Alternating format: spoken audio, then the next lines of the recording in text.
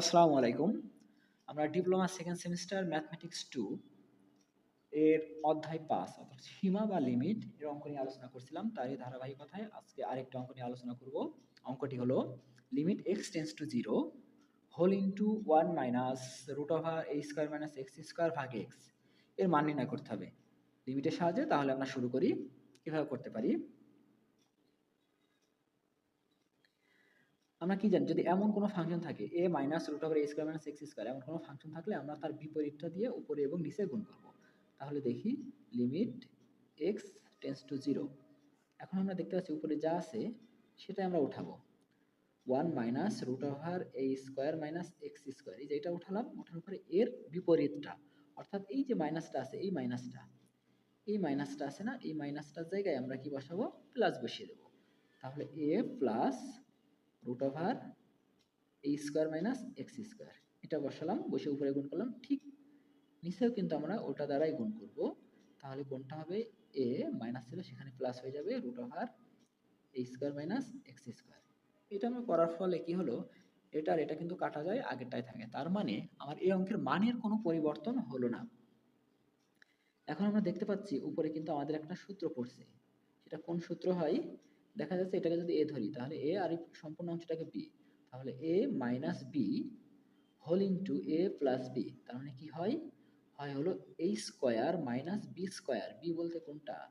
রুটের মধ্যে যেটা আছে, root over minus x square, এই যে। তাহলে আমরা কি দেখলাম? এটা হলো a আর এটা হলো b। দেখো a minus b into a plus b, তাহলে কি হয়? এটা a square minus b square. আর নিচে যেহেতু কোনো সূত্র পড়ছে না, তো যা আছে আমরা সেটাই লিখে দিই। a square minus x square থাকলো। এখন আমরা দেখতে পাচ্ছি এই যে এই রুটটা, এই রুট এবং এই স্কয়ার পরস্পরে কিন্তু উঠে যায়।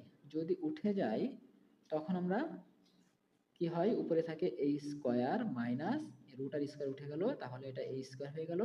আর রুট আর স্কয়ার ওঠার জন্য এই মাইনাসটা আছে কিন্তু এই মাইনাসের সাথে গুণ হয়ে যাবে, তাহলে মাইনাসে মাইনাসে প্লাস x স্কয়ার।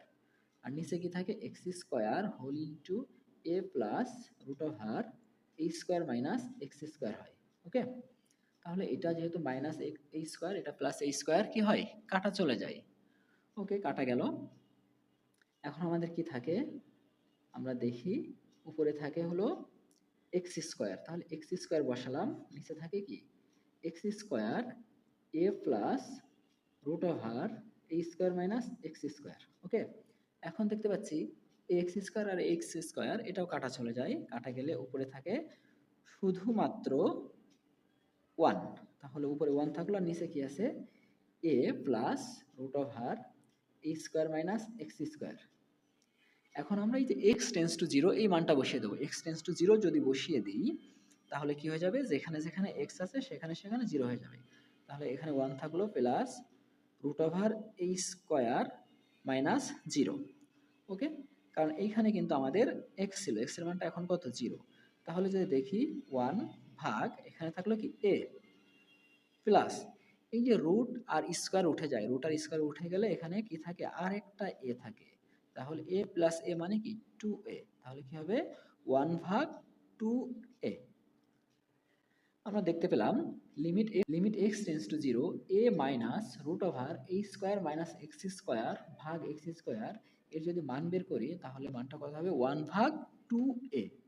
এটাই হবে হলো এই অঙ্কের অ্যান্সার।